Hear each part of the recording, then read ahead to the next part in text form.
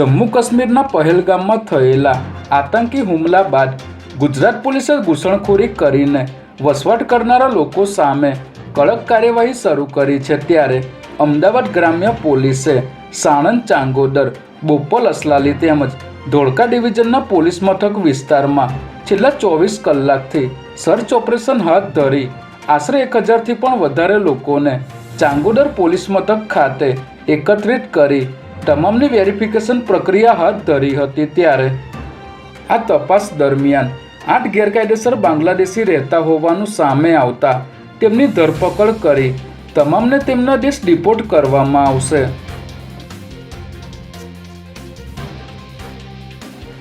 અમદાવાદ શહેર ટ્રાફિક પોલીસે science city road પર હવે તો સમજો નામનો જાગૃતિ કાર્યક્રમ શરૂ કર્યો છે, જેમાં પોલીસે હેલ્મેટ વગર પકડાયેલા 2 વ્હીલર વાહન ચાલકોને દંડ કરવાને બદલે તેમના કપાળે કુમકુમ તિલક કરી તેમના હાથે રાખડી બાંધી હતી।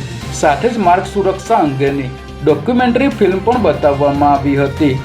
અમદાવાદના સંયુક્ત પોલીસ કમિશનર NN ચૌધરીના હસ્તે આ પ્રદર્શનનું ઉદ્ઘાટન કરવામાં આવ્યું હતું, જેમાં ગુજરાત રોડ સેફ્ટીના કમિશનર સતીશ પટેલ સહિત અનેક મહાનુભાવો હાજર રહ્યા હતા।